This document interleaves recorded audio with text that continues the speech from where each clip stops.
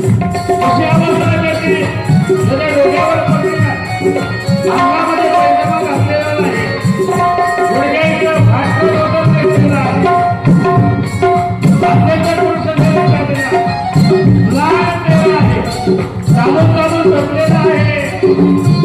काय नाव सांगतो? नाव सुदामा. आणि हे नाव ऐकल्याबरोबर भगवान बरोबर बरोबर आहे.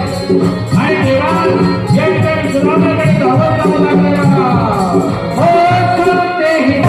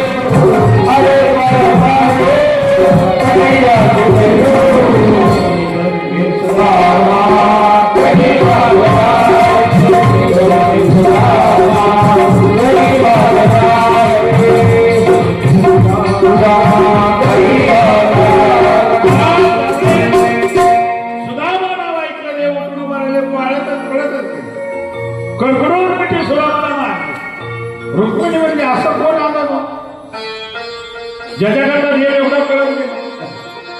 रुक्मिणी असता और रुक्मिणी को महिमान कैसा अजिबा आहे कोण असा महिमानित आलेला आहे ज्याच्याकडनं देव कळत गेले. आणि महाराज भगवान परमात्मा समोर जातात. तुला मला कडकडून मिठी मारली, पाठीवर हात फिरवला, पाठवून हात फिरवलं, नुसत्या हळद देवाच्या हात फिरवलं. आणि मग वर्णन करतात देख सुदामा की दीनदशा करुणा करके करुणा निधि रोए पाणी परात को हात छळे नाही नैन विषय निरसे पडत होय.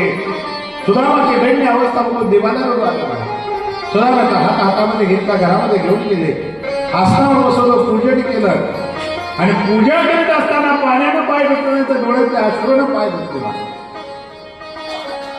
सुदामाला स्नान घातलं, सुगंधी द्रव्याने नवीन वस्त्र देवाने घालण्याकरता दिले. चहा नाश्ता झाले आणि मग गप्पा निघाल्या. जेवण झालं, जेवण झाल्यावर दुपारच्या वेळेला गप्पा निघाल्या.